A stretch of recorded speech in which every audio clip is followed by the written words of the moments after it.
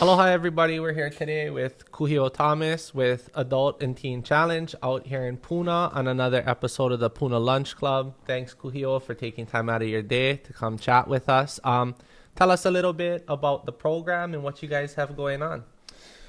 So we are located at Sure Foundation Church, right up on the top, Pohaku Circle. And what it is we're a Christian ministry school. It's not necessarily a treatment center, but it's a home where men can come that are struggling with addiction and help them kind of just be still and heal and let God kind of restore the person that they lost in and through their addiction. Awesome. So let's talk a little bit about how you got into this position or chose this pathway. Tell us a little bit about where you grew up, kind of what your childhood was like. Okay. So first, I'm a proud graduate of the program. In 2014, I went through Adult and Teen Challenge because I was homeless, struggling with addiction. My upbringing, I grew up in Hilo, in Panaeva, in the farm lots. Good parents, mom and dad. They took us to church. You know, everything was good on the outside. Played sports, Pop Warner, Malama Park, you know, as kids. And went to the beach, you know, Honolulu, Papeko, all those things. Grew up, everything was good growing up. High school, played football, but that's where it kind of began to turn a little bit because I didn't really know who I was. Mm-hmm. I played sports, I like to surf, but my identity was kind of all over the place. And so I kind of became like a social chameleon and just blended in and fitted in with whatever group of people I hung out with. I went to church, so that wasn't the coolest thing in school is hanging out with the church people, you know? And so I felt flawed on the inside. I knew what I wanted to do and what I was supposed to do. But on the outside, wanting to be accepted made me go down different roads in life. You think a lot of teenagers struggle with that, kind of their identity? I think most definitely now, especially with social media and all these things, you know, the kids have opportunities to be whoever they feel they want to be. Instead of thinking for themselves, we're influenced too much by outside worlds instead of kind of just letting the parents kind of lead them as to who they are and where they should be led in their life, you know? So I think we're living in a very confused time with our kids. Definitely. So it kind of seemed the same though, right? Like when you were in high school in that period, it seems to kind of have been similar, no? Yeah. Yeah, we never had, you know, we had pagers back then in the 90s. So it was a little bit different, but the core of it and the root of it was still the same. Wanting to fit in it's a struggle that everybody goes through, junior high into high school, wanting to be with the popular group or wanting to be with the people that accepted you the most, you know? And so it was similar, but nowadays I think it's a lot harder for the kids. I think they, you know, I would not think, but we know that they lack social skills because of the phone. They get lost in kind of just scrolling through different things and become numb to different things in life. Yeah, for sure. Do you have any advice to the kids out there in this position? Any kind of coping mechanisms or techniques or anything that they can implement to kind of help them? Jeez. I don't think the pressure should be put on the kids, but the parents. As parents, I think we should lead our kids a little bit better. Put monitors on the phone or have phone times when it's time on and time off so that we get back to the way we were raised with family and unity and uncle and auntie, you know. Your auntie that wasn't even really your auntie could give you lickings as a kid and it was okay because they loved you and they had that okay. And nowadays it's different, you know. So I don't want to put the pressure on the kids because they have enough pressure in themselves, but really call out the parents to stand up and be more parent instead of a friend. And I can admit to being guilty to that. We so much want to be different than the way our parents were for us. But then yet, especially growing in Hawaii, I think there's some core values that we need to really solidify in our kids. And that is community, loving one another, and spending time together as a family. I think that's super important. For sure, I agree. So how did you think that kind of identity crisis in your teen years transitioned to adulthood and impacted you? Well, because I didn't know who I was and I didn't stand on anything, I fell for everything. I was just so desperate to be accepted that I just went with whatever crew, and I played sports, played football. I was kind of the captain on the team, whatever it was, but kind of being that popular guy, there was a expectation that was put on that you should be a certain way. Not and I didn't know any better, and I didn't stand on who I was because I didn't know who I was. So I just blended in. Was always the drinking after the game. That was part of it, We already got the party planned after the game. What started out as a social thing evolved into a coping mechanism to bury hurt, bury pain, to not face different problems head on, for sure. Which, probably 30 something years later, find myself in full blown addiction. And it started all the way as a kid. So you think that the adult addiction really was something that was progressing over 3 decades? For sure. And the crazy thing is it rooted back to a broken heart. Mm-hmm. Broken heart, not knowing how to deal with a broken heart, put some feelings of abandonment issues in me. So that's what made me want to fit in with everybody, because I got dumped, and I couldn't figure out why. What was wrong with me? What was broken in me? What part of me was junk that someone didn't want me to be in their life? And therefore, I did whatever I could to fit in with everybody. Every social group, every school. I mean, I was friends with everybody all over the place, which compiled into my adult life and things that I used to do. We used to hang out and do different things.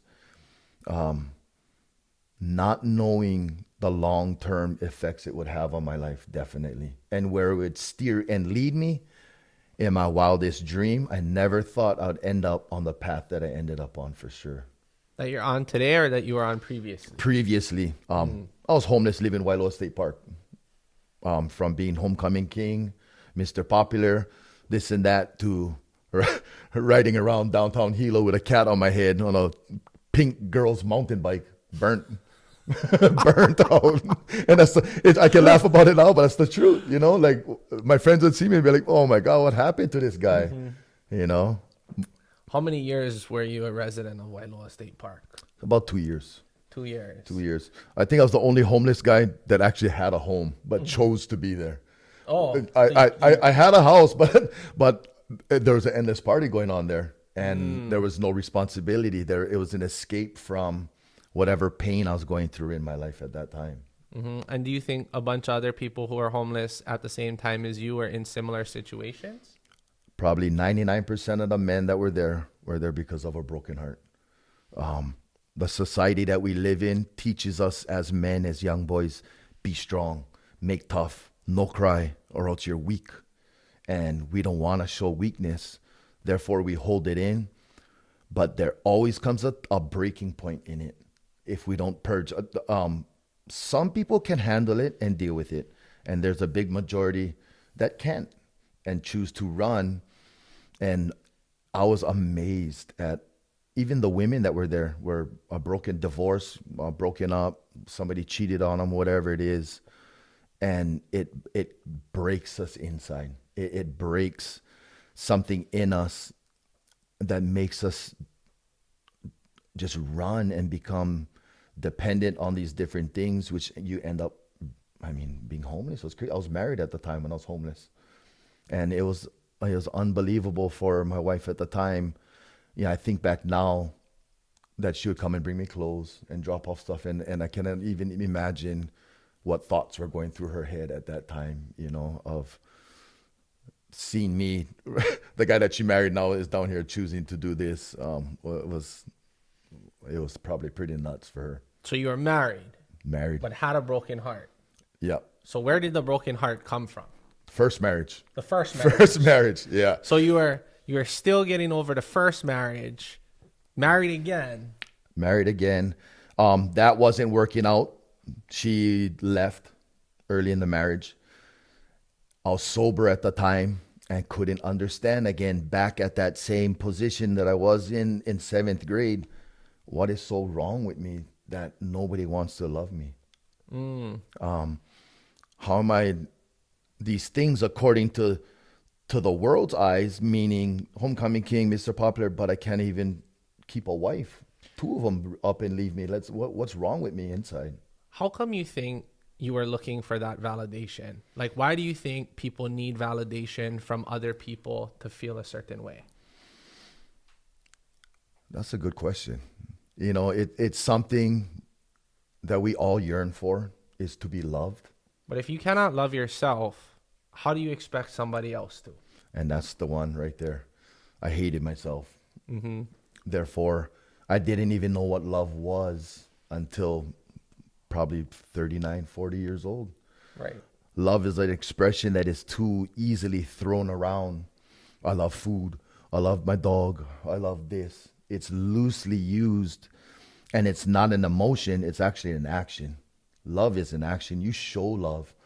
And I didn't love myself. I did because people, I so desperately wanted to fit in, but still didn't fit in, which was crazy. That's why I hung out with this group and that group and that group. I tried this, tried that, and I could never find a perfect fit of where I felt I could be me.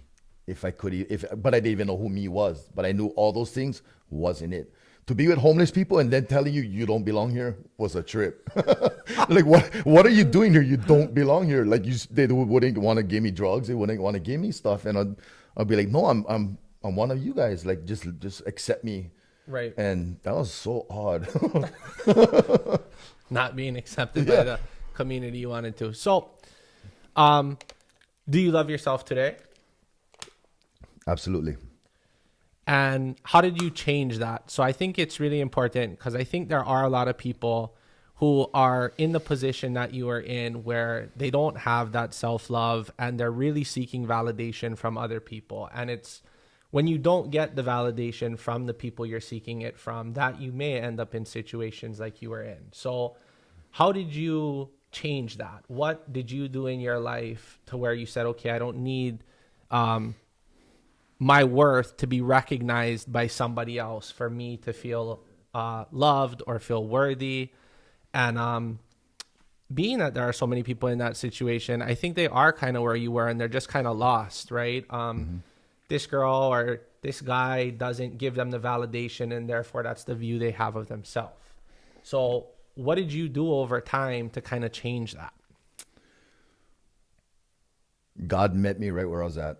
I got to give credit where credit is due. And once I knew that the Lord loved me in my brokenness is when I learned to love myself. The Bible says that he accepts us just as we are, broken in my sin, dirty, cheating, homeless, this and that. So the event that took place that I recognized that is I hung myself at Willow State Park bathroom, September 2nd, 2014. I literally died, and God breathed the breath of life back into me and gave me a second chance. And because of that, he revealed to me that no matter what I do, it will never separate his love for me. Therefore, I began to look at myself in a different way. What I had to do was own the addiction part, own my flaws, and learn to love me exactly the way I am, not in any other way. And that's for anybody else as well. You need to love yourself. God had made you, the Bible says that he made us masterpieces. We are his masterpiece, created in his image that he loves unconditionally. And so we all have insecurities and these different things that put up different barriers in our life. But I just learned to love myself, accept myself, and love myself not in a prideful way, but in a humble way, to where accepting that I am this. I am, I was an addict. I was this guy that was broken, lost, and wasn't loyal to anybody. And really having to was looking myself in the mirror, owning those things, and then kind of just, I think it's still a lifetime process of living out, loving yourself. You know, I think we critique ourselves and we are our own worst enemies a lot of times because we pick ourselves apart. But I am who I am, love me or hate me. I love who I am today. I love what I've been through because that gives me sympathy, empathy, and compassion for other men and women that were just like me, not bad people, just got stuck in the mud, made bad decisions. And so my passion is to love on them because someone loved on me when I was dirty, stinky, and nasty. And therefore, I have the same heart towards everybody, but including the broken and the lost that most people don't want to talk to, don't want to look at. And for good reasons, you know, some of them are kind of gnarly people, but they're still people. Mm-hmm. That's pretty heavy, bro. Thanks for sharing. So it took for you to get to that point. So what advice do you have for people maybe to not get to that point, but to still learn to value themselves? I learned everything is a season in life. Nothing is forever. So many times we get stuck in something that we feel like the world is ended. This is over. My wife left me. I'm over. I have no identity. I have nothing. That was my everything. And so knowing that there's seasons in life, it'll go through and to learn to face things head on immediately. That's one of the biggest things. I'm a runner. Mm-hmm. I run from issues, run from problems, run from hurt, run from pain. I don't want to deal with it because it's too hard and it's too hurtful. But now in my life, now I run towards whatever issue it is because the sooner I address it and get through it, the quicker the season will be over and I can put it behind me and then move on to the next season because like our world, we have season after season after season and it's from one to the next and they're no longer mountaintops or valleys low. They're more like speed bumps. Mm-hmm. Instead of being so extreme one way or the other, it's like, okay, stop, breathe, think about it and go through it. Another thing is finding somebody that you trust and that you can open up to. The enemy loves to work in darkness. That's why there's so many books like Battlefield of the Mind. You know, it's in your head, and you begin to create and think things that are not true and are not factual about yourself, about other people. So finding someone to kind of be your lightning rod, so to speak, where you can hit them with whatever, and they'll give you solid, good advice in love and keep it to themselves in confidentiality. I think it's super important too. That's the purging process, right? Is letting it out and not being ashamed of whatever is coming out of your mouth, you know, and just we gotta let it out. We gotta let it out. Awesome. All right, thanks for sharing that. Super good tips and important. So let's talk about freedom awareness for the community and kind of the track record and progress of the program. And so I know you guys are all over. You're not just here in Hawaii. So you said that this is the most successful program for rehabilitation. So let's kind of touch on that. So Adult and Teen Challenge started in 1958 in New York by a gentleman by the name of David Wilkerson. One day, he was spending time with the Lord in prayer. The Lord told him to turn off the TV. He's watching too much TV. And to open up a magazine. It was a Times magazine. He opened it up. And when he opened it up, he saw these gang members that were going on trial for murder. And the Lord, he was a pastor. The Lord kind of moved on his heart. He went to the courthouse. Just so happened it was that day. Showed up, barged into the courtroom. The judge kicked them out. But the gang members, when they came out, realized, like, hey, who is this guy that came in to fight for us? And he began to preach to them, love on them. It was the first thing, which kind of evolved into him opening up a teen challenge. That's what it was called for many years, teen challenge. It was for teenagers, gang members, addiction, whatever, to come in and spend time with the Lord. You know, it's not really a treatment center. It's a ministry school is what it is. It's giving tools on how to open up, how to love yourself, and they're all biblical principles. That evolved into, I think we have 220 homes in the States, I want to say. And I'm sure over we're all over the world: China, Japan, Afghanistan. I'll be going to Cambodia in January to go visit one of the Teen Challenge men's homes there. Addiction is all over the world, and it's every creed, color, age. It doesn't care who it impacts. It's trying to take everybody out, right? And so my executive directors ran a Teen Challenge home in California for many, many years. I think it was about 30 years they were up there before they came to Hawaii and reopened the Teen Challenge here in Puna, in Nanavale. Now we have a men's and women's home on the Big Island. We have a men's home on Maui and a men's home on Oahu. And we're trying to get one on every island because, as everybody knows, the drug epidemic that our nation is facing and our world is facing is huge. It's huge. Too many people are dying. Too many people are committing suicide. Too many things are going what seems in the wrong direction. But for me personally, what it did was the devil was after me, but he led me straight to the foot of the cross. Mm-hmm. He led me to right where I needed to be to receive the help that I needed. And so me being a product of drugs, alcohol, divorce, suicide, all these different things I've been through in my life, what the enemy try to use those things to destroy me is what qualifies me to do what I do now, which I think is pretty awesome. You know what I mean? And therefore I have a heart and a passion for the broken and the lost, but for my community, and being bold and letting people know, like, hey, no need to be ashamed about what you're going through. Everybody has a story.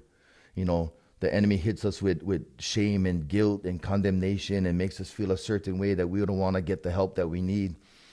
But it's vital that we get the help that we need, you know? And so we have a men's home right up the road at Sure Foundation Church, but a big plastic fence on Pauku Circle. It's a 1-year in-house men's home. In that year, we're teaching them structure.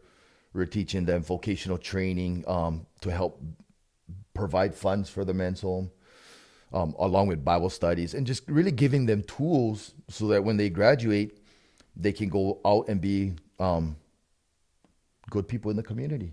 You know, I think, like I was sharing with you earlier, that I don't want to create sober people, but create soldiers. Mm-hmm. We need more men and women to go out and be the light in their families, in our communities, raising awareness, living a life that is different, especially when they see the extreme of where you've come from. You don't have to preach the gospel. It's evident in the way you live your life.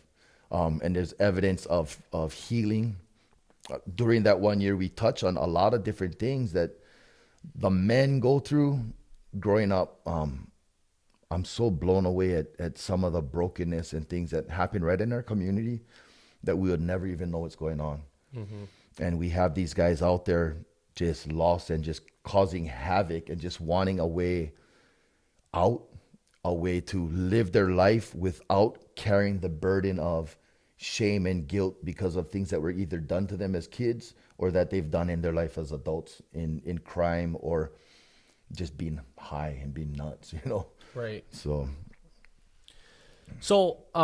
what is kind of like the long-term vision for the program? What are you trying to build, and what kind of partnerships are you looking for or looking to kind of foster and create to help the program grow? Long-term is, I want everybody in the state of Hawaii to know who and what Adult and Teen Challenge is, that we are here for the community. The vision and the net I want to cast is to the people that are at home, still functioning addicts, which is a lie. Or still using, but I go work and I still provide. But you're not being a husband and a father to your kids and your wife, you know. And so long term, we are a nonprofit ministry. Therefore, we are looking for partnerships with anybody, any company, any individuals, any business that would like to partner with us to help build and restore our community. That is my goal, and my passion is bringing dads back home to their kids, fathers back, husbands back to their wives, mothers back to their kids. It breaks my heart to see what drugs and alcohol does to the family unit, you know. And so just looking for people to have the same vision. I don't think there's one person out there that doesn't know either a family member or a friend that is struggling with addiction and that could use help. Long term, we want to expand our men's home. We house 8 students now.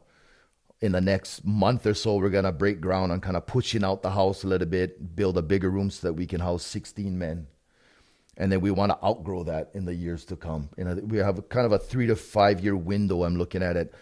Hopefully being able to hold 20 plus men in the house, along with opening a super thrift store in Hilo. So if you know anybody that has a big warehouse, 6,000 square foot minimum, up to 12 to 15,000 square foot for sale or for rent, we'd love to hear from you, because the super thrift store would be a great way to provide funding for the men's home, because it's a cost for every man to be in the home.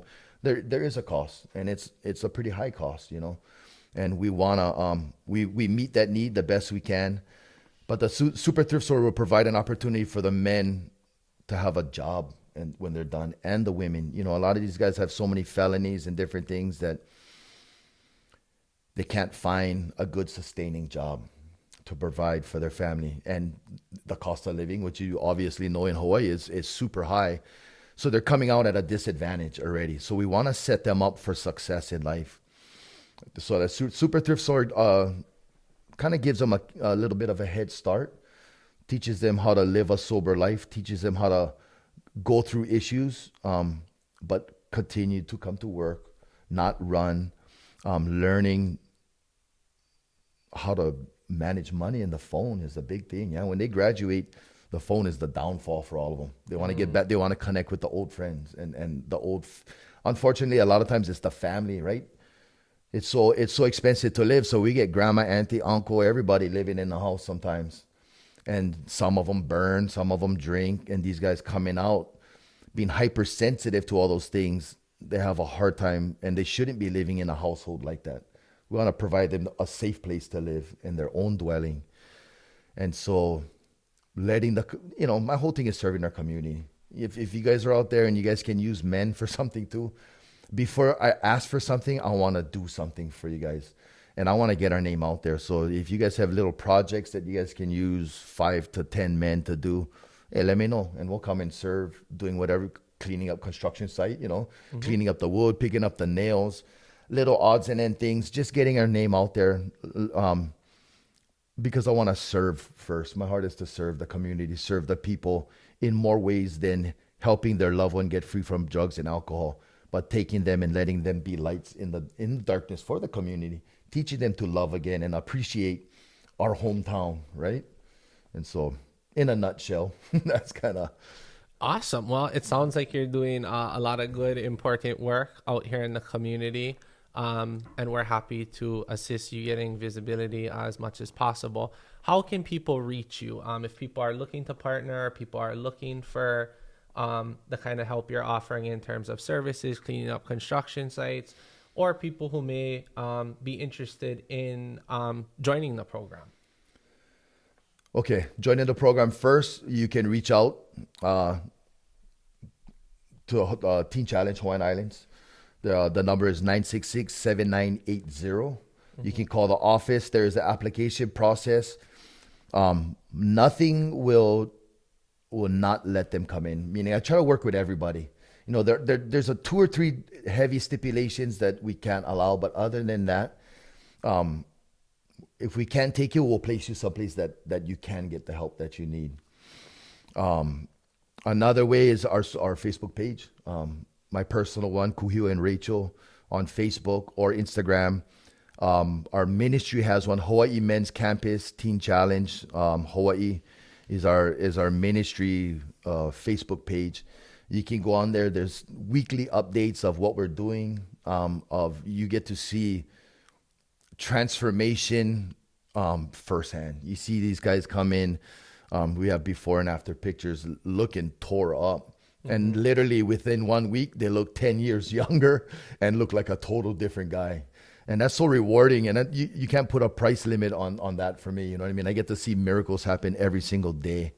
If not, if you have a hard time with those, stop by Sure Foundation Church. Our men's home is right there at the back of the parking lot, Monday through Friday Fridays and Saturdays, we're always doing car washes right there in the parking lot. Come by, get your car wash, see what we're about. I have a staff member there that's on duty always, that would be able to answer any questions you might have.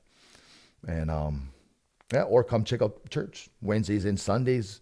We're separate from Sure Foundation Church, but they support us in giving us a place to stay, and we do a lot of work for them, just helping maintain the grounds there. Awesome. So it's the same partnerships as well. If anybody's looking to contribute to the program, reach you at our Facebook page, or you can, I can give out my cell number, 769-1304. Call me personally, and I'll be more than willing to direct you in what way, in which way you want to go. We have multiple ways to support. One-time donors, lifelong partners is kind of the ones that we would love to get. Another way is to sponsor a student. We have student sponsorships where you can sponsor a student for $45 a month for a year. And you get to be a part of the student's growth and transformation process. They write you updated letters quarterly, and upon their graduation, you get a invitation to come and see kind of the fruits of your labor, see where your money went, and get to see the fruit of what you just sold your $45 a month into. And it's not only cool for you to see, but for the students to when I share with them that somebody sponsored them, it just like lights them up to think that, man, somebody I don't even know is paying $45 a month for me to be where I'm at, to better my life, and they don't even know me. And it's cool to see. I hear them walking and then talking throughout the house like, oh, I just got a new sponsor, you know what I mean? And they're kind of bragging to each other, and I just got one too. And it's super cool. I think it gives them value, gives them something to work towards, not necessarily to please the donor, but knowing that somebody's helping you along your way. It triggers something inside of them, knowing that someone's investing money, hard-earned money, into their life, and so, yeah. Awesome. Cool. Well, it sounds like you're doing great work. We appreciate you being a positive change and making an impact in the community. Anything you want to leave the people with? Jeez. If you know anybody struggling with addiction, send them to Adult and Teen Challenge.